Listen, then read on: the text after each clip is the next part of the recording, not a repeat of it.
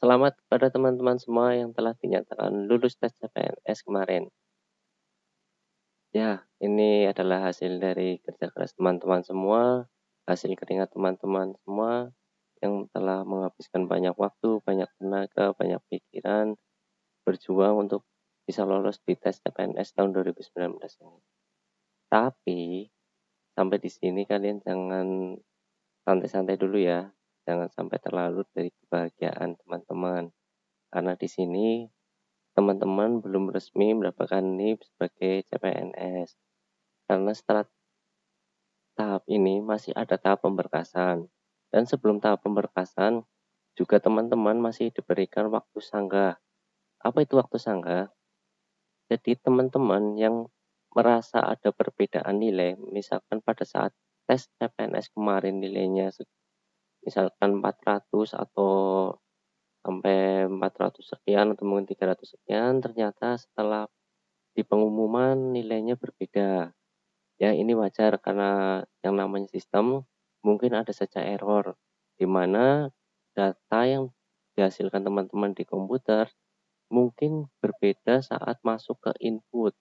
Jadi di sini teman-teman masih diberikan kesempatan untuk memberikan sanggahan atau masukan kepada panitia CPNS tahun 2019 ini. Hal ini sudah diatur di Peraturan Pan RB Nomor 23 Tahun 2019. Jadi teman-teman jangan khawatir dan jangan ragu untuk melaporkan kepada panitia yang terkait. Dengan biasanya nanti diberikan bukti-bukti yang mendukung. Apabila dari laporan itu setelah diproses dan apabila hasilnya adalah memang ada perbedaan ataupun human error ataupun ada sistem yang error di sini dan panitia akan mungkin akan merevisi untuk kelulusan teman-teman yang tadinya mungkin yang tadinya belum lulus bisa jadi menjadi lulus ataupun yang tadinya lulus bisa jadi menjadi tidak lulus. Ya itu kembali lagi ke nanti hasil dari sanggahan teman-teman dan bukti-bukti terkait apakah memang itu benar terbukti atau tidak. Jadi silakan teman-teman yang merasa ada perbedaan bisa langsung laporkan ataupun konfirmasi ke panitia terkait. Tapi bila memang teman-teman hasilnya memang sudah sesuai dengan yang kemarin teman-teman saat ujian, ya memang seperti itu, nggak bisa dilaporkan. Misalkan saya tidak lulus, ya nilainya segitu, memang kemarin juga segitu. Saya lapor ke panitia dan buktinya kurang, ya tentu mereka tidak akan memprosesnya. Ya semuanya tentunya harus fair ya. Nah, setelah tahap sanggahan ini, teman-teman akan masuk ke tahap pemberkasan yang menurut bocoran atau informasi itu sekitar tanggal 5 untuk pemberkasan. Nah, di sini teman-teman sangat hati-hati seperti judulnya, teman-teman harus hati-hati di tahap pemberkasan karena di tahap pemberkasan ini kelulusan teman-teman bisa dibatalkan. Kenapa? Yaitu yang pertama, berkas teman-teman yang diserahkan pada saat pemberkasan berbeda dengan saat teman-teman mendaftar sebagai CPNS waktu tes dulu. Misalkan teman-teman adalah seorang guru, guru guru dengan kelulusan ijazahnya adalah guru kimia atau fisika. Tetapi teman-teman mendaftar di pendidikan dasar karena waktu itu mungkin formasi yang tersedia adalah itu. Jadi teman-teman masuk di situ. Dan ada kemungkinan karena pendaftarnya kan beribu-ribu mungkin sampai berjuta-juta. Nah, panitia dengan sistemnya mungkin ada sedikit error atau ada sedikit lolos. Jadi yang harusnya berkas itu tidak lolos ternyata di tahap 1 teman-teman lolos dan mengikuti tahap SKD dan SKP. Dan ketika tahap pemberkasan akan diverifikasi ulang. Nah, di sini kan jumlah pesertanya sudah menyusut dan memang sudah sesuai dengan kebutuhan formasi. Nah, tentunya mereka akan lebih teliti dalam memvalidasi berkas-berkas yang teman-teman berikan. Nah, di sini ketika ada perbedaan, yaitu misalkan teman-teman daftar di SPD untuk yang SD, guru PJ SD. Nah, ternyata teman-teman mendaftarnya di ijazahnya itu di kimia. Ijazah teman-teman itu guru kimia, nah itu tentu tidak akan bisa diloloskan. Atau mungkin di tenaga kesehatan, misalkan teman-teman perawat yang sudah nurse, karena suatu hal misalkan surat izinnya belum keluar, jadi teman-teman menggunakan ijazah D3-nya, karena yang D3 kan sudah punya STR. Nah, ketika memberkaskan, teman-teman memberikan nurse-nya, ya itu tentu akan ditolak dan kelulusan teman-teman tentu akan dibatalkan. Makanya teman-teman jangan lupa untuk memberikan data sesuai dengan yang diinginkan pada saat pendaftaran. Jadi kalau misalkan dibutuhkan PGSD, ya gunakan ijazah PGSD. Yang dibutuhkan adalah D3 keperawatan, ya gunakan D3 keperawatan nanti yang diserahkan kepada panitia saat pemberkasan.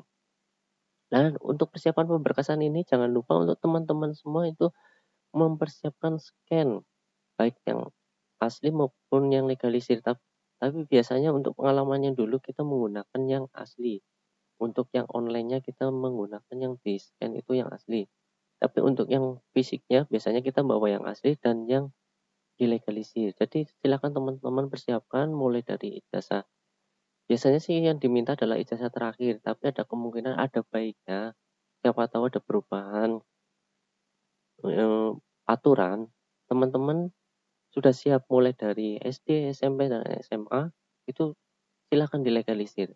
Yang nanti terkait mau dipakai atau tidaknya ya teman-teman sudah siap lah, paling tidak. Kan sangat disayangkan teman-teman sudah sampai di tahap ini, mengalahkan banyak sekali pesaing, ratusan, mungkin sampai ribuan, atau mungkin ada yang sampai jutaan, untuk mendapatkan formasi ini, untuk mendapatkan kuota yang sedikit ini, harus gagal di tahap pemberkasan yang sebenarnya itu tinggal beberapa langkah lagi, teman-teman bisa menjadi CPNS, menjadi PNS. Jadi teman-teman harus sangat persiapkan yang ini. Lalu setelah teman-teman siapkan berkasnya, scan-nya, jangan lupa untuk apa, datang tepat waktu pada saat teman-teman pemberkasan. Misalkan di jadwal teman-teman pemberkasan itu tanggal 5. Misalkan mungkin ada pembagian karena panitia ingin membagi apa, pesertanya supaya tidak umpel-umpelan. Jadi misalkan dari 100 peserta yang dijadwal pada hari itu atau tanggal itu akan dibagi menjadi 4 gelombang atau 5 gelombang, maka datanglah tepat waktu. Dan kalau bisa 1 jam ataupun setengah jam sebelumnya teman-teman sudah hadir. Jadi teman-teman sudah bisa mempersiapkan atau mungkin bisa menanyakan bocoran kepada yang sudah sudah melakukan pemberkasan. Mungkin di dalam itu, di ruangan itu yang dibutuhkan apa saja, mungkin ada validasi apa saja, mungkin juga harus bawa kartu ujian ataupun pengumuman, jadi teman-teman bisa menanyakannya langsung.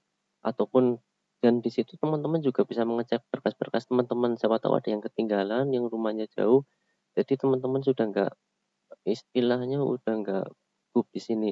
Dan sebelum berangkat pun harus baiknya itu harus dicek dulu, apakah berkasnya sudah terbawa semua atau belum. Sayang juga kalau jauh, harus bolak-balik juga kan ya resiko di jalan juga.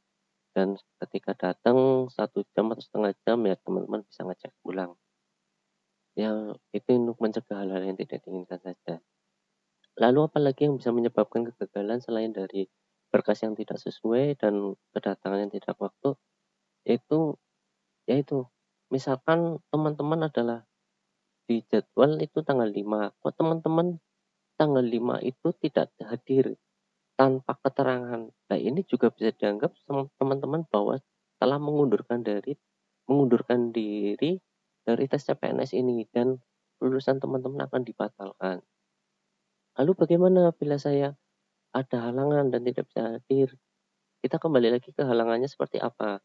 Bila halangan ini teman-teman bisa prioritaskan untuk CPNS-nya, untuk pemberkasannya, ya lebih baik datang. Kecuali teman-teman misalkan sakit yang memang teman-teman tidak bisa hadir. Itu yang penting teman-teman komunikasikan dengan panitianya bahwa teman-teman memang sakit dan ada buktinya surat izin dari dokter yang terkait yang memang teman-teman tidak bisa hadir, mungkin sedang dirawat di rumah sakit atau yang lainnya. Ada kemungkinan sih di sini berdasarkan pengalaman saya sebelumnya, biasanya panitia memberikan kelonggaran ataupun memberikan kemudahan kebijaksanaannya untuk teman-teman yang memang berhalangan untuk hadir, Jadi diberikan kemudahan misalkan berkasnya bisa dititipkan dengan saudara ataupun mungkin ada memang kalau misalkan tidak ada saudara mungkin dari panitianya bisa hadir ke tempat teman-teman semua. Yang penting di sini adalah komunikasi. Tapi ada baiknya kalau memang bisa hadir tetap hadir. Karena ini sangat mempengaruhi nanti tingkat kelulusan teman-teman ya. Karena di sini sebelum masa pemberkasan teman-teman itu belum dapatkan NIP. Karena nanti NIP itu akan teman-teman dapatkan setelah proses pemberkasan ini dan validasi. Ketika validasi dan berkas yang teman-teman kumpulkan itu atau yang serahkan itu telah sesuai, maka teman-teman akan mendapatkan NIP sebagai CPNS. Di sini sebagai CPNS dulu ya, belum menjadi PNS. Karena untuk sampai menjadi PNS, nanti teman-teman harus melewati tahap berikutnya, yaitu ada namanya latsar. Oke, setelah itu apalagi yang bisa membatalkan kelulusan tes CPNS ini, yaitu ya adalah teman-teman mengundurkan diri. Nah, ini sudah pasti ya, karena teman-teman mengundurkan diri ya tentu kelulusannya juga dibatalkan, jadi tidak jadi lulus ya. Tapi sangat disayangkan sekali teman-teman sudah berusaha, sudah capek, tapi sudah di tahap sini teman-teman harus mengundurkan diri, itu sangat disayangkan menurut saya. Jadi ya mungkin itu saja sharing dari saya, jangan lupa untuk subscribe dan klik tombol loncengnya supaya teman-teman tidak tertinggal informasi-informasi dari channel ini. Oke, begitu saja dari saya. Selamat sekali lagi selamat kepada teman-teman yang sudah lolos dan yang belum lolos, saya doakan semoga pada kesempatan berikutnya teman-teman bisa menjadi salah satu yang mendapatkan rezeki untuk bisa lolos di tes CPNS ini. Dan terus ikuti channel ini karena channel ini akan terus membahas mengenai CPNS, bagaimana tips triknya, semuanya akan kami bahas di channel ini. Oke?